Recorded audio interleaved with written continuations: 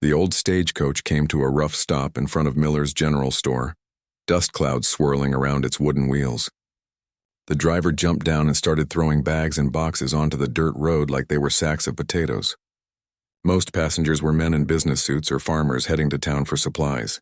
But one passenger was different. A young woman stepped down carefully, holding a small bundle close to her chest. She couldn't have been more than 22 years old, with tired eyes and brown hair that had seen better days. Her dress was clean but worn, patched in a few places, and her shoes had walked many miles. The bundle in her arms was a baby, maybe 6 months old, with tiny fingers that grabbed at the air. The woman looked around the small town of Pine Valley, taking in the wooden buildings, the dusty main street, and the people who had stopped what they were doing to stare at her. This wasn't the kind of place where strangers showed up every day, especially not young women traveling alone with babies. "That'll be 50 cents for the ride, miss," the stagecoach driver said, holding out his hand. The woman reached into a small purse and counted out the coins slowly, like each one mattered. Which it probably did. She handed over the money and picked up a single worn bag from the pile of luggage. "Thank you," she said quietly. The driver tipped his hat and climbed back onto his seat. Within minutes, the stagecoach was rolling away, leaving the woman standing alone in the middle of Pine Valley's main street, with nothing but a baby, a bag, and whatever hope she had left. The townspeople didn't even try to hide their staring. Mrs. Collins, who owned the fabric shop, whispered something to Mrs. Wright, who ran the boarding house. Both women shook their heads and made disapproving faces. Near the blacksmith shop, 3 men stopped their conversation to look the newcomer up and down. "Looks like trouble to me," one of them said, loud enough for her to hear. "Young woman with a baby and no husband in sight," another added. "What's this world coming to?" The woman's cheeks turned red, but she held her head up and walked toward the general store. The baby in her arms made soft cooing sounds, completely unaware of the judgment surrounding them. Inside Miller's general store, the situation didn't get any better. Mrs. Miller, a heavy woman with gray hair pulled back tight, looked up from her inventory book with the kind of expression usually reserved for people tracking mud on clean floors. "Can I help you?" Mrs. Miller asked, though her tone suggested she'd rather not. "Yes, ma'am. I'm looking for work and a place to stay. I can clean, cook, sew, or do just about anything that needs doing." Mrs. Miller's eyes went from the woman's face to the baby, then back again. "Work, you say? And what about that child?" "Babies don't exactly make for reliable workers. She's a good baby. Very quiet. She won't be any trouble." Mrs. Miller made a sound that said she didn't believe that for a second. "And where's the father, if you don't mind me asking?" The woman's voice got quieter. "He passed away 3 months ago. Fever took him." The other customers in the store, 2 older women buying flour and sugar, stopped pretending to shop and listened openly to every word. "I see," Mrs. Miller said, though her tone suggested she saw more than she was saying. "Well, I don't know of any work for someone in your situation. Pine Valley is a decent town with decent families. We don't usually have single women with babies just showing up out of nowhere." "I have references," the woman said quickly, reaching into her bag. "From my last town. People who can speak for my character and work." Mrs. Miller barely glanced at the folded papers. "I'm sure you do, dear. But references from somewhere else don't tell us much about why you left, now do they?" The baby started to fuss a little, sensing her mother's stress. The woman bounced her gently, making soft shushing sounds. "Maybe you should try the next town over," one of the other customers suggested, not unkindly but firmly. "Riverside's bigger, more opportunities there. But I heard Pine Valley was a good place to raise children," the woman said, looking around hopefully. "Peaceful and safe." "It is," Mrs. Miller said. "For the right kind of families." The meaning behind those words hit like a slap. The woman's face went pale, then red again. She folded the reference letters and put them back in her bag. "Thank you for your time," she said, her voice steady despite everything. She turned to leave, but Mrs. Miller called after her. "Wait a minute." The woman turned back, hope flickering in her eyes. "Mrs. Wright runs the boarding house 2 blocks down. Yellow house with the white fence. She might have a room, though I can't promise anything about the price." It wasn't much, but it was something. "Thank you," the woman said again. Outside the store, more people had gathered.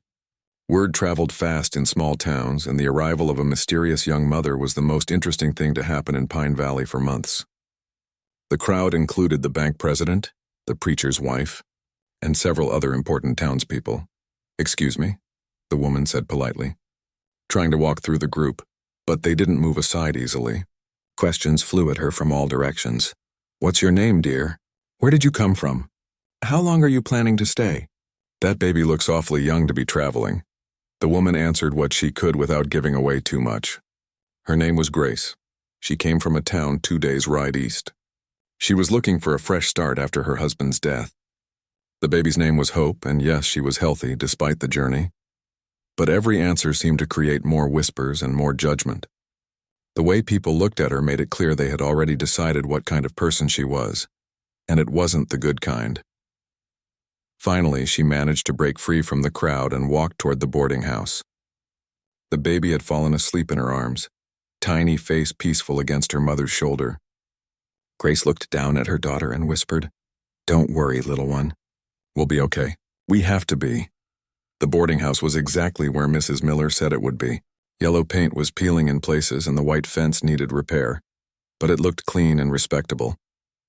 Grace took a deep breath, adjusted Hope in her arms, and walked up to the front door.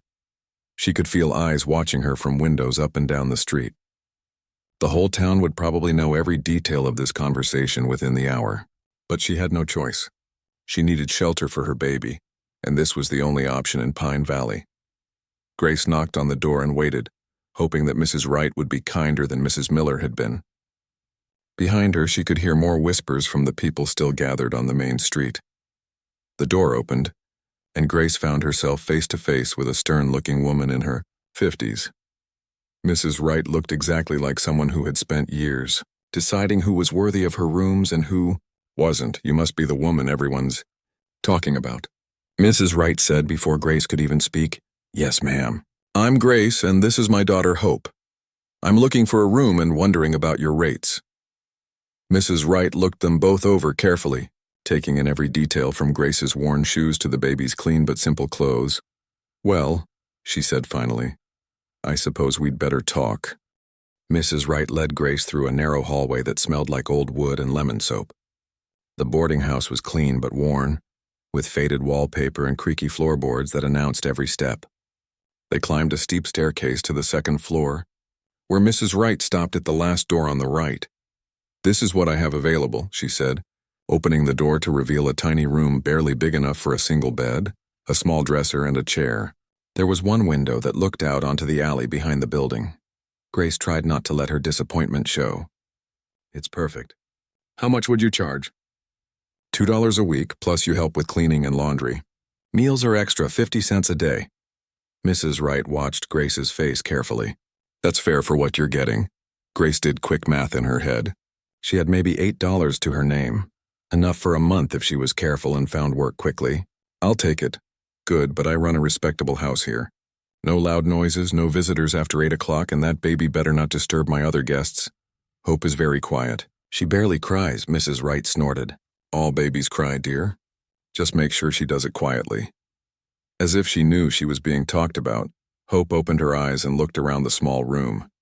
She made a soft gurgling sound that might have been approval or might have been concern. "I'll need the first week's rent now," Mrs. Wright said, holding out her hand. Grace counted out the money, watching her savings shrink. "Thank you, Mrs. Wright. I really appreciate this. Don't thank me yet. Pine Valley isn't exactly welcoming to strangers, especially ones in your situation. You might find this isn't the fresh start you're looking for." After Mrs. Wright left, Grace sat on the narrow bed and looked around her new home. It wasn't much, but it was shelter. She had faced worse situations before, and she would figure this out too. She had to, for Hope's sake. The next morning, Grace set out to find work. She left Hope with Mrs. Wright, who had grudgingly agreed to watch the baby for an hour while Grace made her rounds. Her first stop was the restaurant on Main Street, where she hoped to find work as a cook or waitress. The owner, Mr. Chen, was polite but firm. "I'm sorry, but we're a family business. We don't hire outside help." At the laundry, Mrs. Parker looked Grace up and down and shook her head. "I do all my own washing. Don't need help." The dress shop, the bakery, even the stable owner all had the same response. No work available, sorry, try somewhere else, but there was nowhere else to try. Pine Valley was a small town with limited opportunities, and word had already spread about the mysterious young widow with a baby. Grace could see it in people's faces when she walked down the street. They had made up their minds about her before she even opened her mouth. By afternoon, Grace was desperate enough to try knocking on doors, offering to clean houses or do mending. Mrs. Collins from the fabric shop answered her door with a frown. "I heard you were looking for work," she said before Grace could speak. "Yes, ma'am. I can clean, cook, do alterations, whatever you need. And what about that baby of yours? She comes with me, but she won't be any trouble." Mrs. Collins laughed, but it wasn't a friendly sound. "Honey, babies are always trouble. Besides, I have my reputation to think about. What would people say if I hired someone like you?" "Someone like me?" "A young woman with a baby and no husband." "People talk, dear. They wonder how you got into this situation in the first place." The words stung because Grace knew exactly what Mrs. Collins was implying. In small towns, women who had babies without husbands were automatically suspect, even widows. People assumed the worst and rarely asked for the truth. "My husband died of fever," Grace said quietly. "I have his death certificate if you need proof." "I'm sure you do. But that doesn't change the fact that hiring you would raise questions I'd rather not answer." The door closed with a firm click, leaving Grace standing on the porch alone. As the week went on, things only got worse. At the general store, other customers would stop talking when Grace walked in, then start whispering again when she passed. Children were pulled away from her on the street, as if whatever had happened to her might be catching. The worst part was Sunday morning at church. Grace had hoped that in a house of worship, she might find the kindness and charity that seemed missing everywhere else in Pine Valley.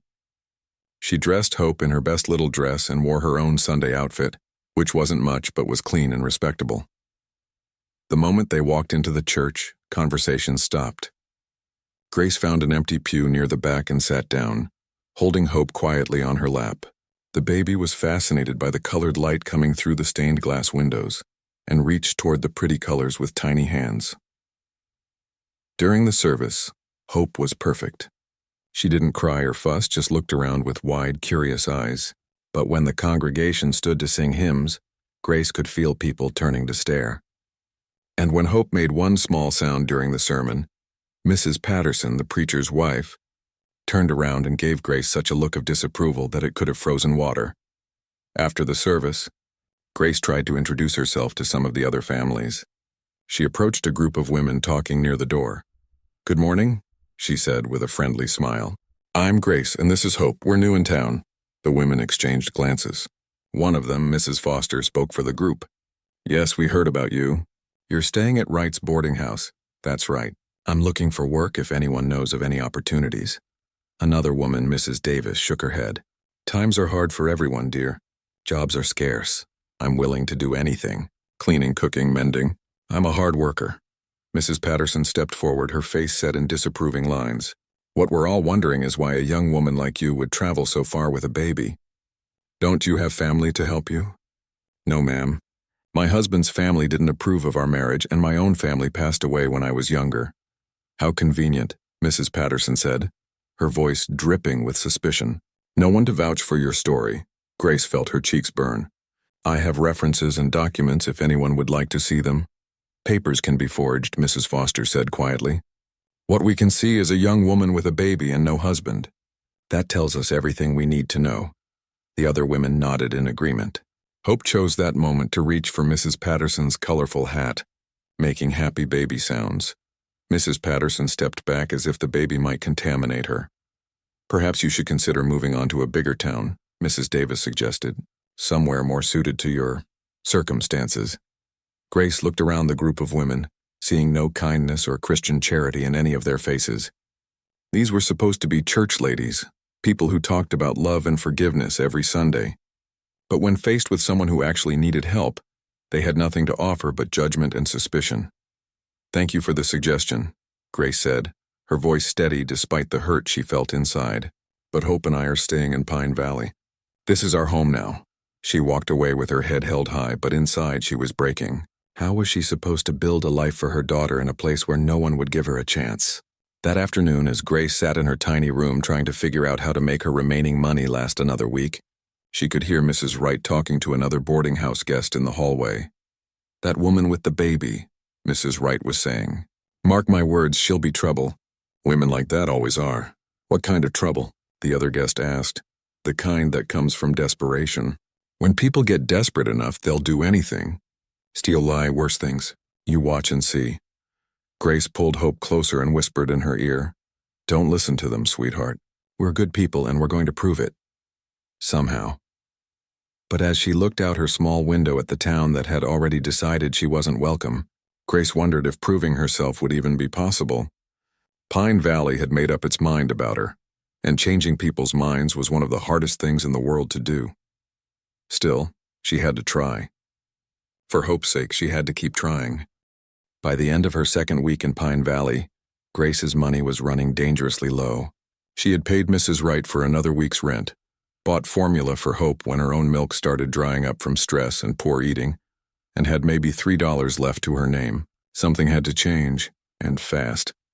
That's when Mrs. Wright knocked on her door with what she called an opportunity. "I've been thinking about your situation," Mrs. Wright said, not bothering to come inside the tiny room. "I might have some work for you." Grace's heart jumped with hope. "Really? What kind of work?" "Well, I've been doing all the laundry and cleaning for this boarding house myself for years. My back isn't what it used to be. If you're willing to take over those duties, I could reduce your rent." "How much would you reduce it?" Mrs. Wright pretended to think about it. "The work would be worth about 50 cents a week. So instead of $2, you'd pay $1.50. Grace did the math quickly. 50 cents a week for what was probably 10 hours of work a day. That worked out to less than a penny an hour, but she was in no position to negotiate. "I'll take it," she said. "Good, you can start tomorrow. Laundry gets done on Mondays and Fridays. The rest of the week, you'll clean all the rooms, scrub the floors, and keep the common areas tidy. And remember, that baby of yours can't interfere with the work." The next morning, Grace started her new job. She strapped Hope to her back with a long piece of cloth she had torn from an old sheet, creating a makeshift baby carrier that would let her keep her daughter close while working. The laundry alone was backbreaking. Mrs. Wright had 6 other guests in the boarding house, plus herself, which meant washing clothes, sheets, and towels for 8 people. Grace had to heat water on the stove, scrub everything by hand, rinse it in cold water, and hang it all out to dry. By the time she finished the first load, her hands were red and raw from the harsh soap. Hope was a trooper through it all. She seemed to understand that her mother was working hard, and she rarely fussed. When she did get hungry or tired, Grace would find a quiet corner to feed her or let her nap, then get right back to work. The other boarding house guests weren't exactly welcoming. Mr. Thompson, a traveling salesman, complained that the baby's occasional crying disturbed his sleep. Mrs. Kelly, an elderly widow visiting her sister, made comments about inappropriate people being allowed to stay in respectable establishments. But the hardest part wasn't the work or the other guests. It was the way the whole town seemed to be watching Grace, waiting for her to fail. When she went to the general store for supplies, people would stop talking and stare. Mrs. Miller would serve her last, even if she was first in line. The prices seemed to go up whenever Grace was shopping, and when she questioned a charge, Mrs. Miller would just shrug and say, "That's what it costs." At the church on Sundays, the situation got even worse. Mrs. Patterson had apparently decided that Grace and Hope were a bad influence on the congregation. She would make pointed comments during Bible study about certain people who brought worldly troubles into sacred spaces. "The Lord helps those who help themselves," Mrs. Patterson said one Sunday, looking directly at Grace. "But some people seem to think charity should just be handed to them without any effort on their part." Grace wanted to stand up and tell everyone exactly how hard she was working, how many hours she spent scrubbing floors and washing clothes just to keep a roof over her baby's head. But she bit her tongue and sat quietly, holding Hope on her lap. The worst day came when Hope got sick. It started with a little cough, nothing too serious. But by evening, the baby was running a fever and crying in a way that made Grace's heart break. She had seen enough sick children to know when something needed medical attention. Dr. Morrison was the only doctor in Pine Valley, and his office was in his house on the nice side of town. Grace wrapped Hope in a blanket and walked the 6 blocks in the cold evening air, praying the whole way that her baby would be okay. Dr. Morrison was a kind man in his 60s who had delivered half the babies in Pine Valley. When he saw Grace at his door with a sick child, he didn't hesitate to let them in. "What seems to be the problem?" he asked, gently taking Hope from Grace's arms. "She's been coughing and running a fever since this afternoon. She feels so hot and she won't eat." Dr. Morrison examined Hope carefully, listening to her breathing and checking her throat. "Looks like a chest cold. Not uncommon in babies this age, especially during weather changes. She'll need to stay warm and get plenty of fluids." Grace felt relief wash over her. "Thank you, doctor. What do I owe you?" "That'll be $2 for the examination." Grace's heart sank. $2 was almost all the money she had left. But this was her baby's health. She counted out the coins slowly, handing over nearly her last penny. "Is there anything else I need to do for her?" she asked. "Keep her warm, give her small amounts of liquid regularly, and come back if the fever gets worse. She should be fine in a few days." Walking home with Hope bundled against her chest, Grace tried not to think about the fact that she now had less than 50 cents to her name. She had made the right choice taking Hope to the doctor, but it left her in an even more desperate situation.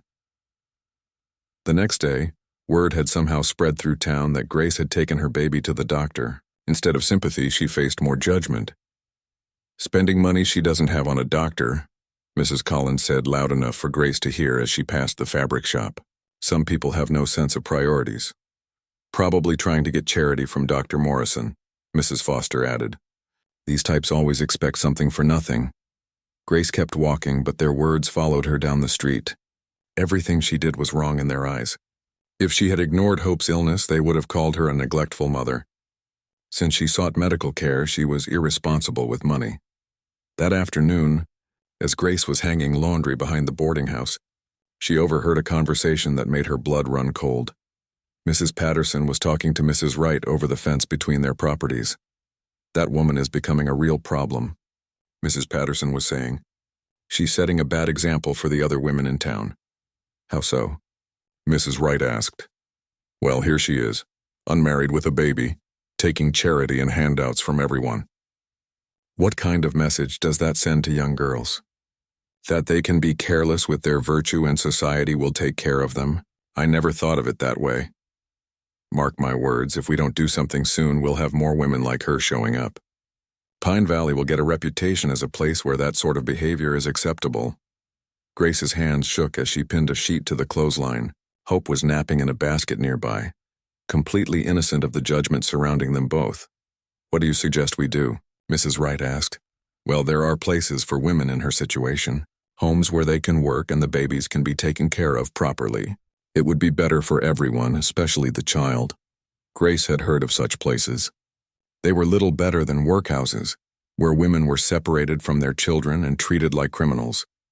The thought of losing Hope made her feel sick.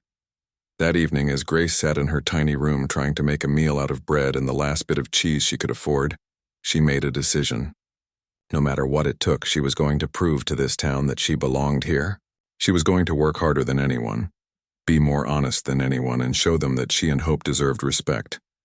But first, she had to survive. And with winter coming and almost no money left, survival was looking more difficult every day. Hope had recovered from her cold, but was going through a growth spurt that meant she was hungry all the time. Grace was eating less and less, giving most of her food to her daughter. She had lost weight she couldn't afford to lose, and her clothes were starting to hang loose on her frame. The work at the boarding house was getting harder too. Mrs. Wright had started adding extra tasks, claiming they were part of the original agreement. Grace found herself scrubbing the front steps daily, cleaning windows that didn't really need cleaning, and doing mending work for the other guests. "Since you're so good with a needle," Mrs. Wright had said, "maybe you can fix Mr. Thompson's torn shirt. No extra charge, of course. It's all part of keeping the guests happy." Grace wanted to point out that mending wasn't part of their deal, but she couldn't afford to lose even this poorly paid work. So she spent her evenings by candlelight, fixing other people's clothes while Hope slept in her arms. One particularly cold morning, as Grace was carrying a heavy basket of wet laundry out to the clothesline, she slipped on a patch of ice. She managed to keep from falling completely, but the basket went flying, sending clean sheets into the muddy yard. Mrs. Wright appeared almost instantly, as if she had been watching from the window. "Now look what you've done," she said, shaking her head at the muddy laundry. "Those will all have to be washed again." "I'm sorry," Grace said, already gathering up the dirty sheets. "I'll rewash them right away." "You certainly will. And next time, be more careful. I can't have my guests' belongings ruined because you're clumsy." As Grace rewashed the laundry for the second time that day, with Hope fussing from hunger and exhaustion, she wondered how much more she could take. Every day was a struggle just to get through. Every task was harder than it should be because she was doing. The sound of hoofbeats on the main street made half the town look up from whatever they were doing. Pine Valley didn't see many strangers, and when someone new rode into town, it was always worth noticing. This particular stranger rode a sturdy brown horse and led a pack mule loaded with supplies. The rider was clearly a cowboy, from his worn leather boots to the hat that had seen better days. He looked to be in his 30s, with weathered hands and the kind of tan that came from years of working under the open sky. But what people noticed most was how he carried himself, confident but not arrogant, alert but relaxed. He stopped in front of Miller's General Store and dismounted, tying his horse to the hitching post with the easy movements of someone who had done it 1,000 times before. When he walked into the store, spurs jingling softly, conversations stopped the way they always did when strangers appeared.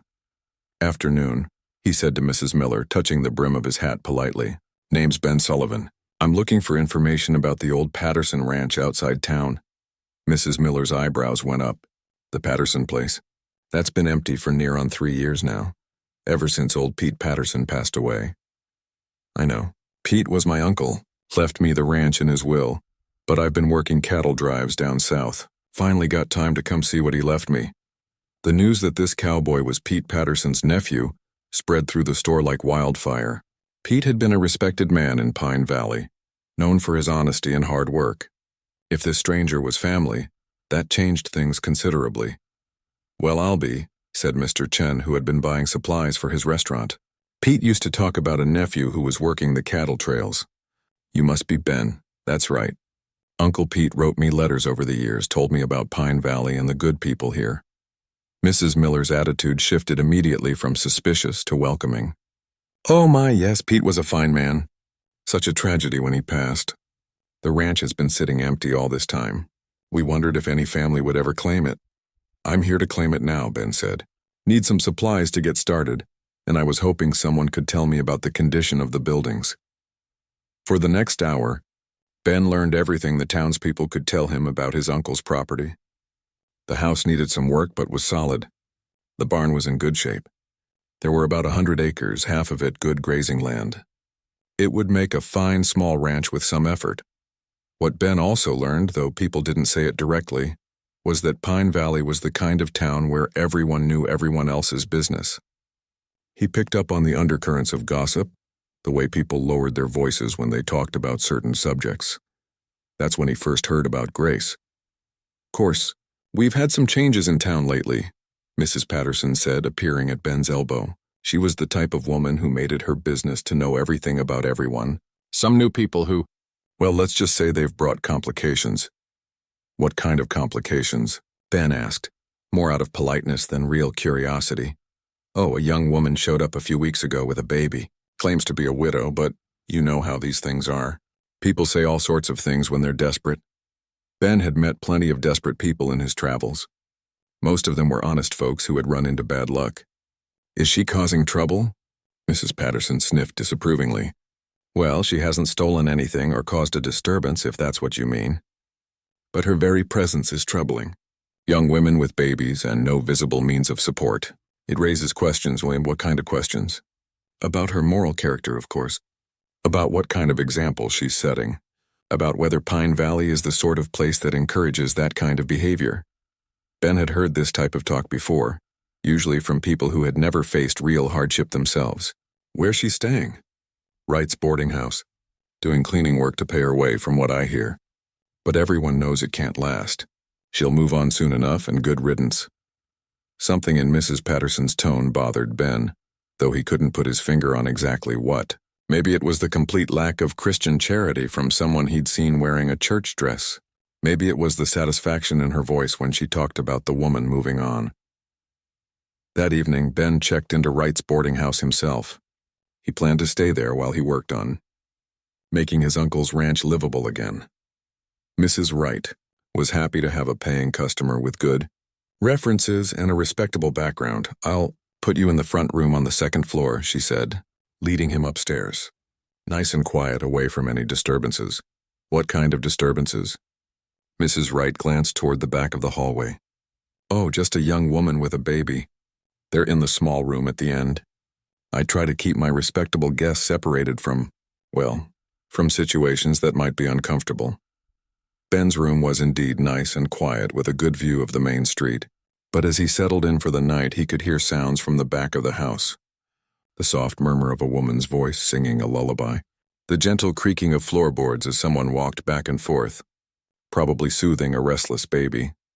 The sounds reminded him of his own childhood, before his parents died and left him to make his own way in the world. They reminded him of the warmth and love that made a house into a home. The next morning Ben was up early, planning to ride out to his uncle's ranch and assess what needed to be done. As he walked through the boarding house's common area, he saw a young woman scrubbing the floor on her hands and knees. A baby sat nearby in a wicker basket, playing with a rag doll that had seen better days. This had to be the woman everyone was talking about. Ben could see immediately that she was working hard. Her sleeves were rolled up, her hair was tied back with a piece of string, and there were soap suds on her dress. The baby was clean and well cared for, dressed in simple but tidy clothes. "Morning," Ben said politely as he passed. The woman looked up, startled. For a moment their eyes met, and Ben saw something that surprised him. Despite the hard work and obvious struggles, her eyes were clear and honest. There was determination there and pride, and a fierce protectiveness when she glanced at her baby. "Good morning," she said quietly, then went back to scrubbing the floor. Ben continued on his way, but the image of those honest eyes stayed with him. Whatever this woman's story was, he was willing to bet it wasn't what the gossips in town were saying. Over the next few days, Ben split his time between working on his ranch and observing life in Pine Valley. What he saw when it came to Grace and her daughter troubled him more each day. He watched Mrs. Miller charge Grace higher prices than other customers for the same goods. He saw other women cross the street to avoid walking near her. He noticed how conversations stopped when she entered a room, then started up again in whispers when she left. Most disturbing was what he witnessed at church on Sunday. Ben had been raised to believe that church was supposed to be a place of forgiveness and compassion, but watching the way the congregation treated Grace and little Hope, he saw precious little of either virtue. When Hope made a small sound during the sermon, the looks of disapproval from the other churchgoers were so harsh that Grace gathered up her daughter and left early. Ben watched her walk quickly down the aisle, head high but cheeks burning with embarrassment. After the service, Ben lingered outside, listening to the conversations around him. "Someone should speak to her about bringing that baby to church," Mrs. Patterson was saying to a group of other women. "It's disruptive to the worship service. The child can't help being young," said Mrs. Foster.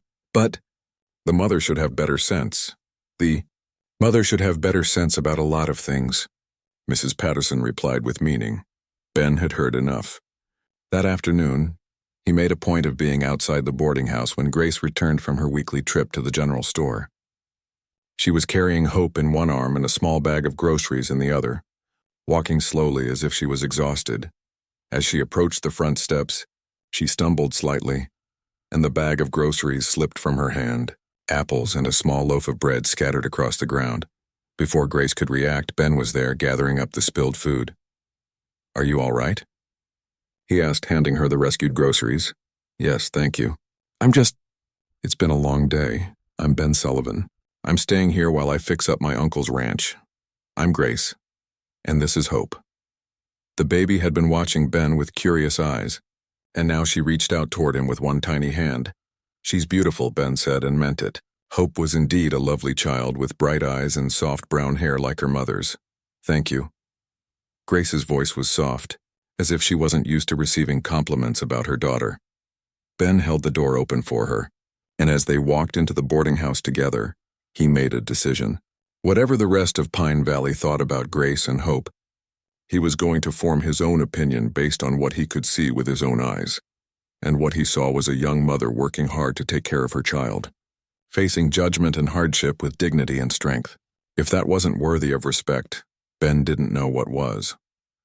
That evening, as he sat in his room planning the work needed on his ranch, Ben could hear Grace moving around in her room at the end of the hall.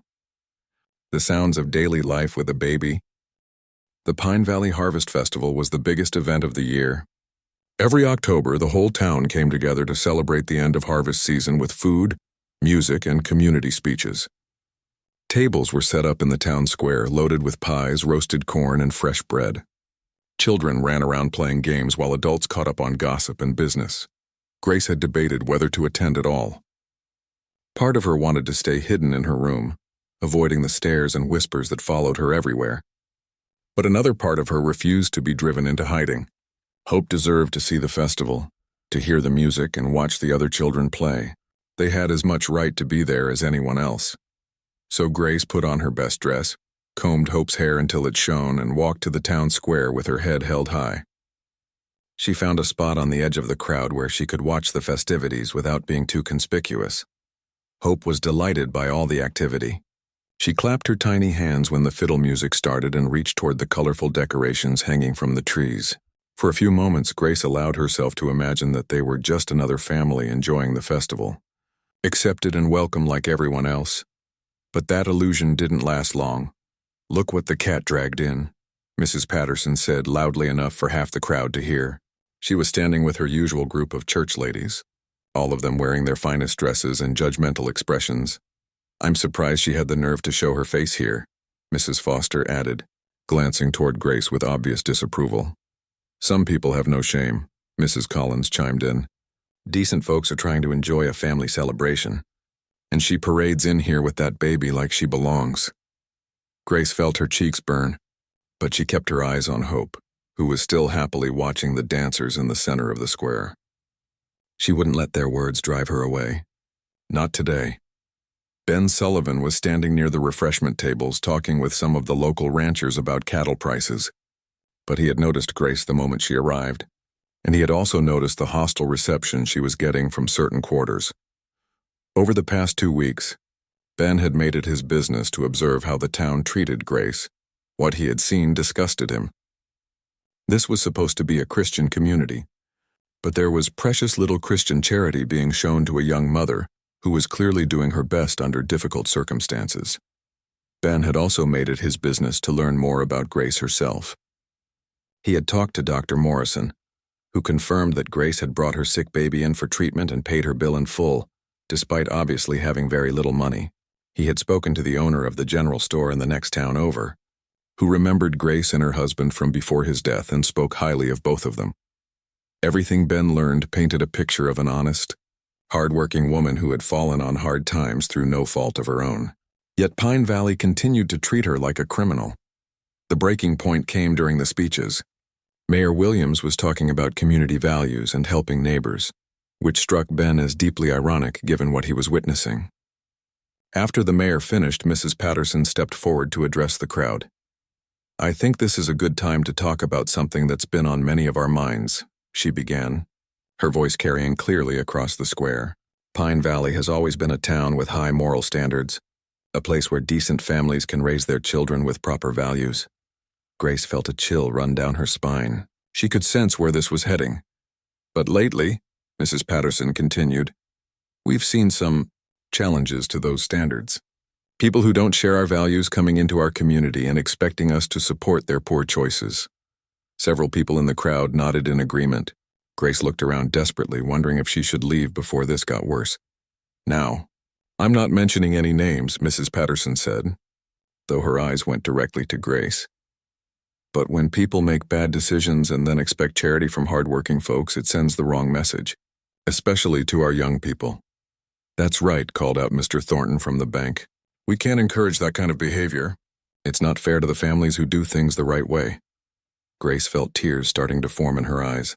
Hope seemed to sense her mother's distress and began to fuss. Grace bounced her gently, trying to calm both herself and her daughter.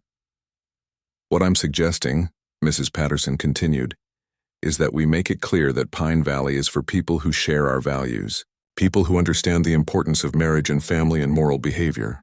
Perhaps some folks would be happier in a different kind of community." The crowd murmured agreement. Grace felt completely alone, surrounded by hostile faces and judgmental voices. She started to back away, planning to leave before the humiliation got any worse.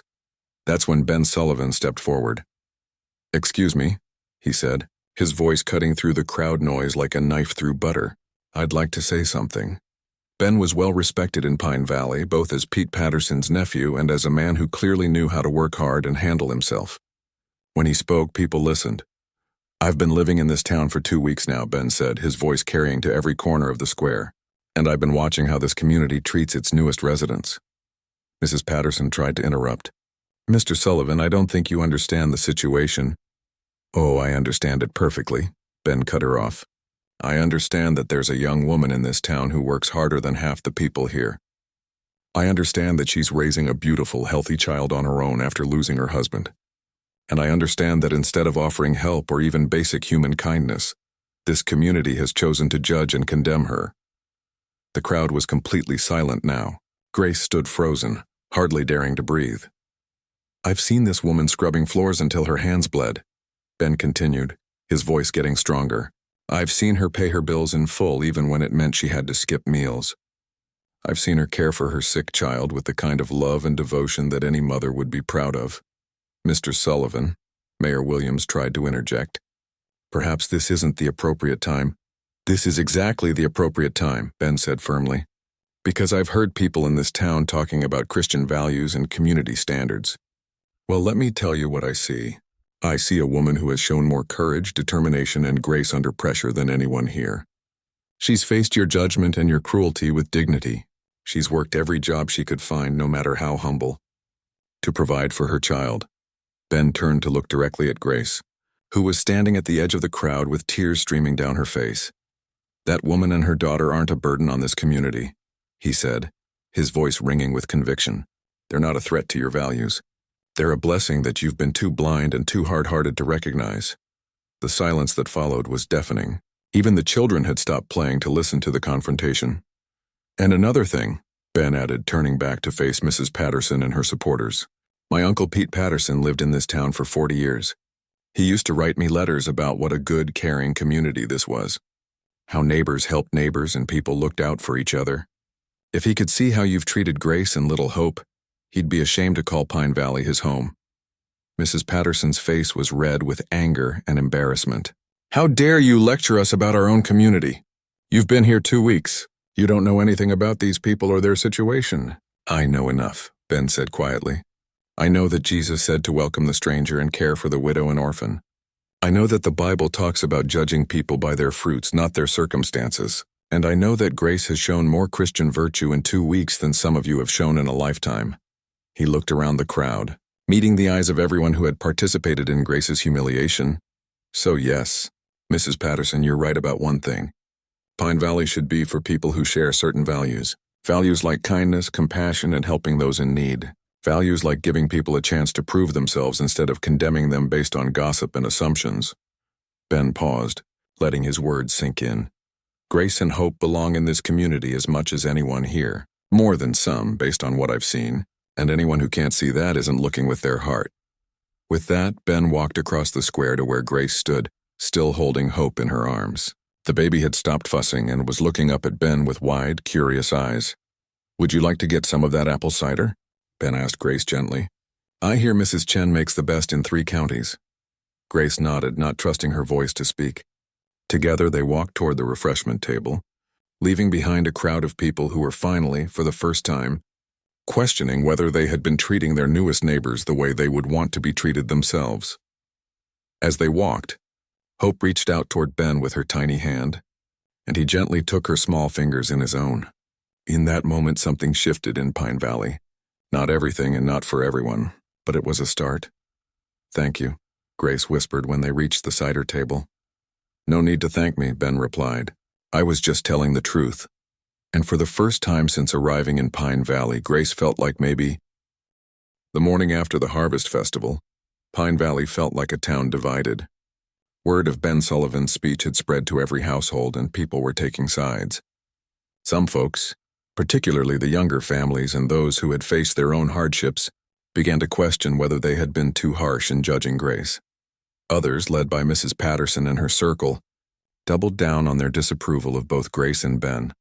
Grace woke up that Monday unsure of what to expect. Would Ben's defense of her make things better or worse? She got her answer when she went to hang laundry behind the boarding house and found Mrs. Wright waiting for her with a stern expression. "I need to talk to you about what happened yesterday," Mrs. Wright said without preamble. Grace's heart sank. "Yes, ma'am. That scene at the festival has people talking. Some of them aren't happy about having their community values questioned by a stranger, even if he is Pete Patterson's nephew." "I didn't ask Mr. Sullivan to say those things," Grace said quietly. "Maybe not, but you're the cause of the controversy. And controversy is bad for business. I run a respectable boarding house, and I can't have my reputation damaged by association with troublemakers." Grace felt a familiar knot forming in her stomach. "Are you asking me to leave?" Mrs. Wright considered this for a long moment. "Not yet, but you need to understand that your situation here is more precarious than ever. Keep your head down, do your work, and try not to cause any more disruptions." That afternoon, Grace discovered that Mrs. Wright wasn't the only one feeling pressure. When she went to Miller's general store for supplies, she found Mrs. Miller in a decidedly unfriendly mood. "I suppose you think that Cowboy's speech changes things," Mrs. Miller said as she rang up Grace's small purchases. "I don't know what you mean. Don't play innocent with me. You've got that man wrapped around your finger, haven't you? Using that baby to get sympathy and support?" Grace's cheeks burned. "Mr. Sullivan is just a kind person who believes in fairness." Well, kindness can only go so far, and fairness works both ways. Some of us have been part of this community for years, building it up and maintaining its standards. We don't appreciate outsiders telling us how to run our town." The message was clear. Ben's support had painted a target on both of their backs. Meanwhile, Ben was dealing with his own share of pressure. He had spent the morning working on his uncle's ranch, repairing fence posts and clearing brush. When he came into town for supplies, he found himself cornered by several prominent citizens who wanted to have a word with him. Mr. Thornton from the bank was the spokesman for the group, which also included Mayor Williams and 2 members of the town council. "Ben, we need to talk," Mr. Thornton said, leading him away from the main street to a more private location behind the bank. "What can I do for you, gentlemen?" "It's about what you said at the festival yesterday. People are upset, and frankly, we're concerned about the division it's causing in our community." Ben crossed his arms. "What kind of division?" "Well, you've got some folks questioning decisions that were made for the good of the community. Decisions about what kind of people we welcome and what kind of standards we maintain. And what's wrong with people questioning those decisions?" Mayor Williams stepped forward. "Ben, you're new here. You don't understand the delicate balance we've worked to maintain. Pine Valley is a good place to live because we've kept certain elements from taking root. Elements like widows and orphans. Elements like people who make poor choices and then expect the community to support them," Mr. Thornton said bluntly. "We don't know this woman's real story. For all we know, she was never married at all. She could be lying about everything." Ben felt his temper rising. "Have any of you actually bothered to check her story? Or are you just making assumptions based on prejudice?" "It's not prejudice," Mayor Williams protested. "It's common sense. Young women don't usually end up in her situation without making some questionable decisions along the way. Her situation is being a widow with a child. Last I checked, that wasn't a crime or a moral failing." Mr. Thornton tried a different approach. "Look, Ben, we're not asking you to be cruel to the woman, but you don't need to make a public spectacle of defending her either. It would be better for everyone, including her, if she just moved on to a bigger town where there are more opportunities for someone in her position." "Opportunities like what?" "Work that's more suitable for women in her circumstances." Ben understood the implication, and it made him angry. "Are you suggesting what I think you're suggesting?" "We're just being realistic about her options," Mayor Williams said. "A young woman with a baby and no skills. Well, there are limited ways to make a living. She has plenty of skills. She's one of the hardest workers I've ever seen. Cleaning floors and washing clothes aren't exactly careers," Mr. Thornton pointed out. "She needs to be practical about her future." Ben had heard enough. "Gentlemen, I think this conversation is over. Grace is staying in Pine Valley as long as she wants to stay, and I'll continue to treat her with the respect she deserves. If that causes problems for some people, that's their issue to deal with." He started to walk away, but Mr. Thornton called after him. "Be careful, Ben. Pine Valley is a small town. People who don't fit in often find it difficult to succeed here. That goes for people who support them too. The threat was barely veiled, but Ben had faced down rustlers and hostile Indians. A small-town banker didn't scare him. "Thanks for the warning," he said without turning around. But while Ben was dealing with pressure from the town's leadership, something unexpected was happening among some of the other residents. Dr. Morrison, who had always been a quiet, thoughtful man, made a point of approaching Grace after church on Sunday. "Mrs. Grace," he said quietly, "I wanted you to know that if your little one needs medical care again, don't worry about payment right away. We can work something out." Grace was so surprised she almost couldn't speak. "That's very kind of you, doctor. It's just common decency. That's a healthy, happy baby you're raising. You're doing a good job." Similarly, young Mrs. Chen from the restaurant started slipping Grace leftover bread and soup, claiming she had made too much and didn't want it to go to waste. "For the baby," she would say with a small smile. Growing children need good food. Even old Mr. Jackson, who ran the livery stable, offered Grace work mucking out stalls. It wasn't pleasant work, but it paid honest wages. And he didn't make her feel ashamed for needing it. "My own daughter went through hard times after her husband died," he told Grace. "People helped her then, and now she's doing fine. It's what neighbors do for each other." These small kindnesses meant more to Grace than all the grand speeches in the world. They were proof that not everyone in Pine Valley had a heart of stone. But for every person who showed kindness, there seemed to be another who doubled down on hostility. Mrs. Patterson organized what she called a prayer meeting. That was really a strategy session for making Grace's life so uncomfortable that she would leave voluntarily. "We can't force her out," Mrs. Patterson told her followers, "but we can make it clear that she's not welcome. Stop buying from any business that employs her. Don't speak to her on the street. Make sure she understands that her presence is unwelcome." The campaign had some effect. Grace found herself completely ignored by certain people, as if she had become invisible. Some businesses refused to serve her at all, forcing her to travel to the next town for basic supplies. But the most painful rejection came from the church. Mrs. Patterson convinced Pastor Williams that Grace's presence was divisive and disruptive to worship. The pastor, a weak man who usually went along with whatever the influential church members wanted, suggested that Grace might be more comfortable attending services in a different town. "It's not that you're not welcome," he said uncomfortably when he approached Grace after a service where hope had made exactly one small sound. "It's just that families with young children sometimes find smaller congregations more accommodating." Grace understood perfectly. She was being asked to leave the one place that should have offered sanctuary and comfort. The rejection hurt more than all the other slights combined. That evening, as Grace sat in her tiny room trying not to cry, she heard a knock on her door. She opened it to find Ben standing in the hallway with a basket of food. "Mrs. Chen thought you might like some of her chicken soup," he said, "and I brought some other things from my uncle's pantry. Figured you could use them more than I could." Grace looked at the basket, which was filled with more food than she had seen in weeks. "Ben, I can't accept this. People are already talking about us, and if they think I'm taking charity, let them talk. You need to eat, and Hope needs her mother to be strong. That's more important than gossip. But this will make things harder for you, too. I heard about what happened with Mr. Thornton and the others." Ben set the basket down inside her room. "Grace, I've been on my own since I was 15 years old. I've faced down stampedes, blizzards, and men with guns. A few small-town politicians don't worry me much. But this is your home now. These people will be your neighbors for years to come. Then they better learn to be better neighbors, starting with how they treat you and Hope." Grace felt tears starting again, but this time they were tears of gratitude rather than despair.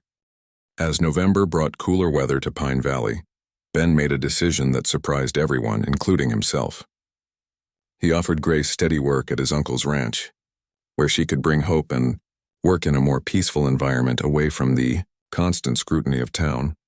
"The house needs a thorough cleaning before winter sets in," he told her one morning as she was hanging laundry behind the boarding house. "And I could use help with cooking and general maintenance. It would pay better than what you're making here, and you wouldn't have to worry about other people's opinions." Grace looked at him suspiciously.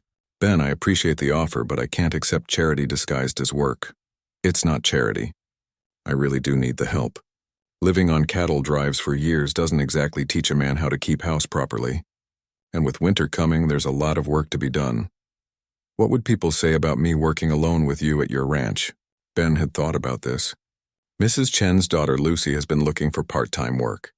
I could hire her too, so you wouldn't be alone with me. Would that make you more comfortable? Grace considered the offer. The work at the boarding house was backbreaking, and Mrs. Wright had been finding more ways to make her life difficult since the festival incident.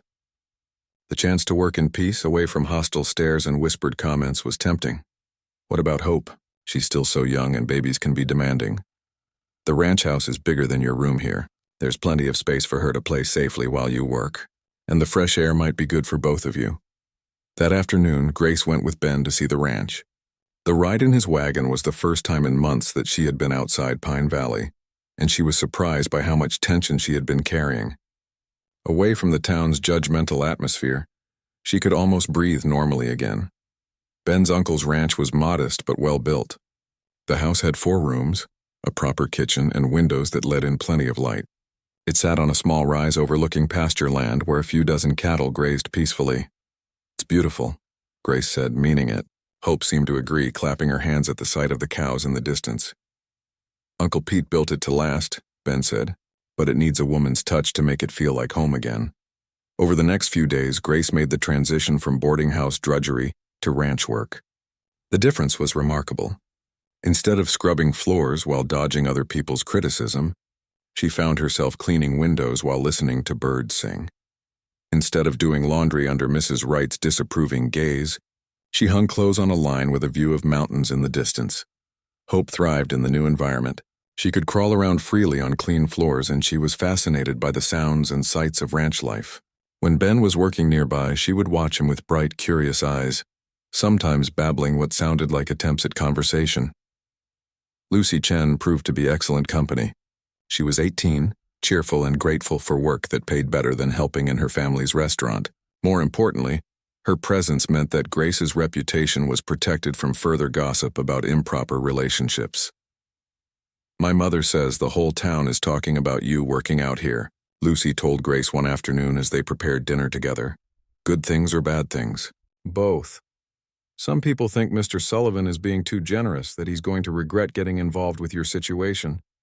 But others are saying it's about time someone in this town showed some Christian charity.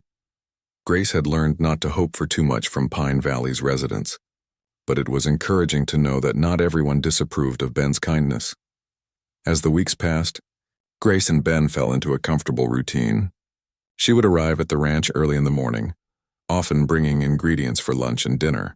Ben would be out working with the cattle or repairing buildings, but he always made time to check on Grace and Hope, asking if they needed anything or if there were problems he should know about. What surprised Grace was how naturally they worked together. When a fence needed mending, she would hold the posts steady while Ben hammered. When he was working on the roof, she would hand up tools and supplies. They seemed to anticipate each other's needs without much discussion.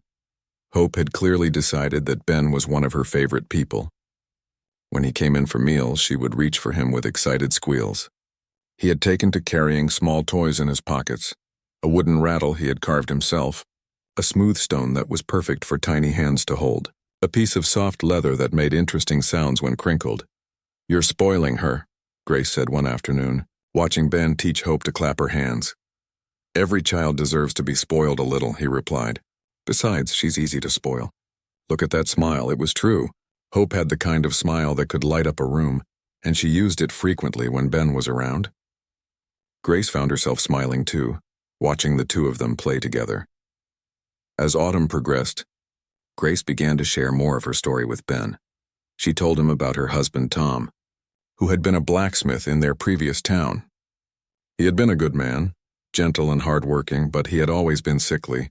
When the fever came, he fought it for 2 weeks before succumbing. "His family never approved of our marriage," Grace explained one evening as they sat on the ranch house porch, watching Hope play with some wooden blocks. "They thought he was too good for me, that I was just after his trade and his money. When he died, they made it clear I wasn't welcome to stay. That must have been hard, losing your husband and your home at the same time." "It was, but I had Hope to think about. I couldn't stay where we weren't wanted, and I couldn't let his family's opinion of me affect how they treated her." Ben nodded, understanding. So you came to Pine Valley hoping for a fresh start. I heard it was a good place to raise children, safe and peaceful with good people. Grace gave a rueful laugh. I guess I didn't research it thoroughly enough. There are good people here, Ben said. They're just outnumbered by the ones who are afraid of anything different. Grace looked at him curiously. What about you? What's your story? You said you've been on your own since you were 15. Ben was quiet for a long moment, watching the sunset paint the mountains gold and orange. My parents died in a cholera outbreak when I was young. Uncle Pete wanted to take me in, but I was angry and stubborn. Thought I could make it on my own. Spent the next 15 years proving I was right, but also learning that being right isn't the same as being happy. Is that why you came back? To find happiness? Maybe. Or maybe I just got tired of wandering. Uncle Pete used to write that this place was special, that it was where a man could build something lasting. I wanted to see if he was right. And what do you think so far? Ben looked at Grace and Hope, who had fallen asleep in her mother's arms. I think he was right about the potential. But building something lasting takes more than just one person. It takes community, and family, and people who care about each other. Something in his voice made Grace's heart skip a beat. They had been dancing around their growing feelings for weeks, but neither had been brave enough to speak directly about what was happening between them. Ben, Grace said softly, I need you to understand something. I'm grateful for everything you've done for us, more grateful than I can express, but I can't let you risk your future for people who might never be accepted here. What if I told you that my future doesn't mean much without people I care about to share it with? The words hung in the air between them, full of meaning and possibility. Grace felt her breath catch in her throat. You don't know what you're saying. I come with complications. A baby, a past that some people will always question, a reputation that might never recover completely. Ben reached over and gently touched Hope's sleeping face, then looked directly into Grace's eyes. Grace, I've spent half my life looking for something I couldn't even name. These past few weeks, watching you work so hard to build a life for your daughter, seeing the way you handle every challenge with dignity and strength, I think I've found what I was looking for. But what if people never accept us? What if we can never be a normal family in a place like this? Then we'll make our own normal. We'll show them what a real family looks like. People who love and support each other no matter what the rest of the world thinks. Grace felt tears starting to form, but this time they were tears of hope rather than despair. You really mean that? She whispered. I mean every word. Grace, I'm not asking you to make any decisions tonight. I'm just asking you to consider the possibility that maybe we found each other for a reason. As if sensing the importance of the moment, Hope stirred in her sleep and made a soft, contented sound. Grace looked down at her daughter, then back at Ben, and for the first time in months she allowed herself to imagine a future that included more than just survival. The next morning brought the first snow of winter, and with it an unexpected visitor to the ranch. Dr. Morrison arrived in his buggy, looking concerned. Ben, Grace, I'm glad I found you both here, he said, climbing down from his seat. I have some news from town that you should know about. What kind of news? Ben asked, helping the doctor with his horse. There's been talk of a town meeting. Mrs. Patterson and her supporters want to discuss what they're calling the moral character of Pine Valley. The community meeting was scheduled for 7 o'clock on the Tuesday before Thanksgiving, to be held in the church hall. By 6:30, people were already gathering outside, talking in small groups and casting curious glances at each other. The whole town seemed to sense that this meeting would determine more than just Grace's fate. It would define what kind of community Pine Valley really was. Grace arrived with Ben and Hope, her heart pounding with nervousness. She had dressed carefully in her best dress and had made sure Hope looked her prettiest, though she hated that she felt the need to present them for inspection like prized livestock.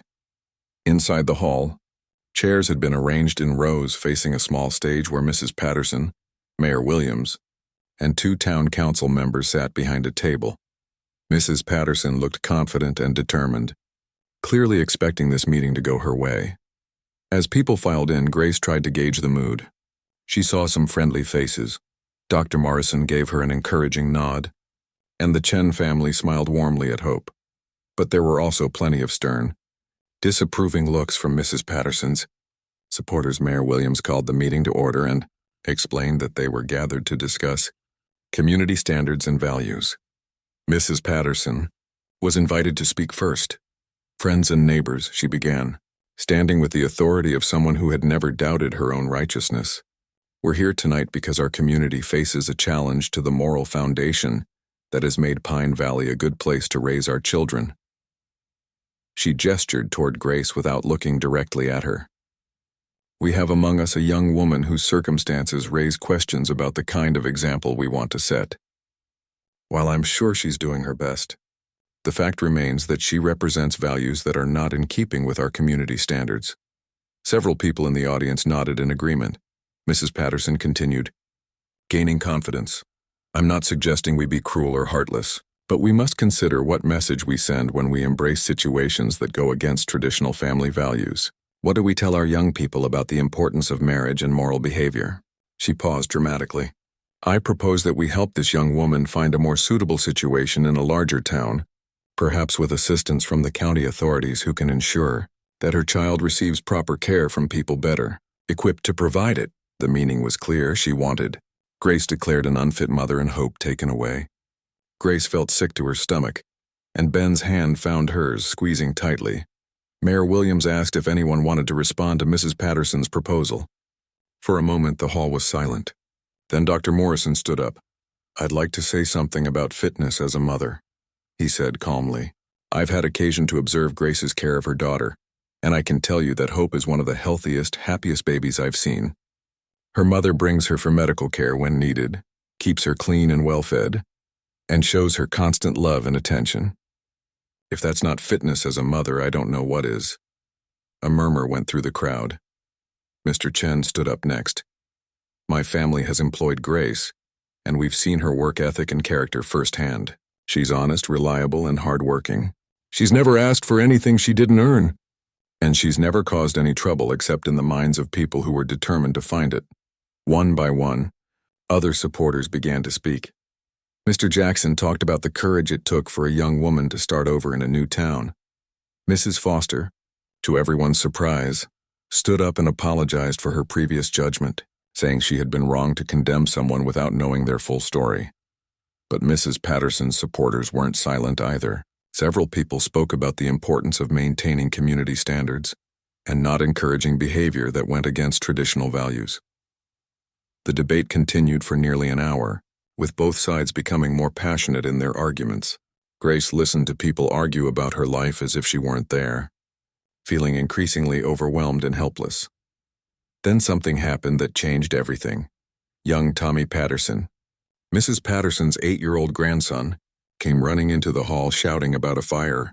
The schoolhouse was burning, and there were children trapped inside from the evening rehearsal for the Thanksgiving program. The entire meeting erupted into chaos as people rushed toward the door. Grace, holding Hope, found herself swept along with the crowd toward the schoolhouse 3 blocks away. The scene was terrifying. Flames were shooting from the roof of the small wooden building, and thick smoke was pouring from the windows. Several children had made it out safely, but their frantic parents were screaming that more were still inside. My daughter, Mrs. Foster, was crying. Lucy is still in there. And the Miller boy, someone else shouted. He was helping with the props. The volunteer fire brigade was doing their best, but their equipment was limited, and the fire was spreading fast. Men with buckets were throwing water on the flames, but it wasn't enough. Without thinking, Grace handed Hope to Ben and ran toward the burning building. Grace, no, Ben shouted, but she was already moving. Grace had grown up in a house with 7 children. She knew how kids thought, where they would hide when they were scared. While the men focused on fighting the fire from outside, she wrapped her shawl around her face and darted through a side door that wasn't yet fully engulfed in flames. Inside, the smoke was thick and the heat was overwhelming. Grace dropped to her hands and knees where the air was clearer and began calling out to the children. Lucy, Tommy, where are you? It's Grace, I'm here to help you. She heard a muffled cry from the far corner of the room, where a large wooden cabinet had fallen over. Crawling toward the sound, she found Lucy Chen and 10-year-old Bobby Miller huddled together, trapped behind the fallen furniture and too scared to move. It's okay, Grace told them, coughing from the smoke. We're going to get out of here. The cabinet was too heavy for Grace to move alone, but she managed to create a small gap that the children could crawl through. Lucy was crying and Bobby was coughing badly, but both were mobile. Hold on to my dress and don't let go, Grace instructed. We're going to crawl to the door together. Just as they started moving, Ben appeared through the smoke. He had ignored everyone's attempts to stop him and followed Grace into the burning building. This way, he shouted, scooping up Bobby while Grace helped Lucy. Together, they made their way to the door as burning debris fell around them. Ben kicked the door open and they stumbled out into the cold night air, all of them coughing and gasping. The crowd that had gathered erupted in cheers as they emerged safely. Mrs. Chen ran to her daughter, sobbing with relief while Mrs. Miller grabbed her son in a fierce hug. Grace collapsed to her knees, overwhelmed by smoke inhalation and exhaustion. Dr. Morrison was immediately at her side, checking her breathing and looking at her singed hands. "You brave, foolish woman," he said with a mixture of admiration and concern. "You could have been killed."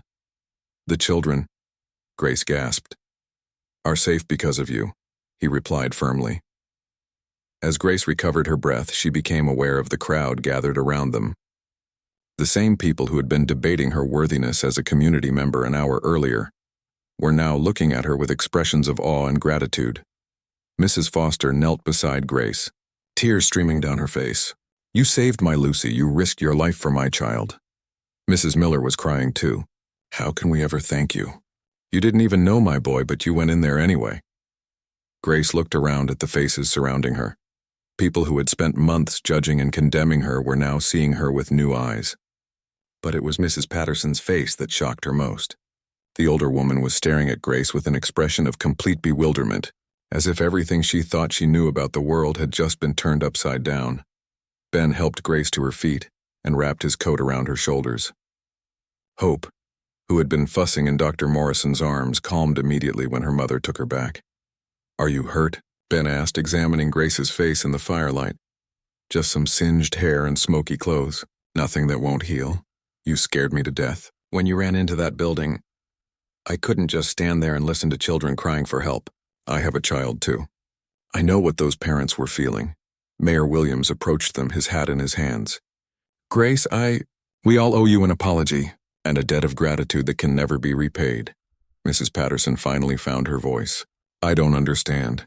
Why would you risk yourself for children whose parents have treated you so poorly?" Grace looked at the older woman with tired but gentle eyes. "Because they're children, Mrs. Patterson, they're innocent. And because this is my community too, whether everyone accepts that or not. When people are in trouble, you help them. That's what neighbors do." The simple truth of those words seemed to hit the crowd like a physical blow. Here was a woman they had shunned and judged, risking her life to save their children without a moment's hesitation. Dr. Morrison stood up and addressed the crowd. "I think we just learned something important about character and values. Real character isn't about following rules or maintaining appearances. It's about what you do when people need help, regardless of how they've treated you." Mrs. Chen stepped forward, still holding Lucy close. "Grace showed us what Christian charity really looks like.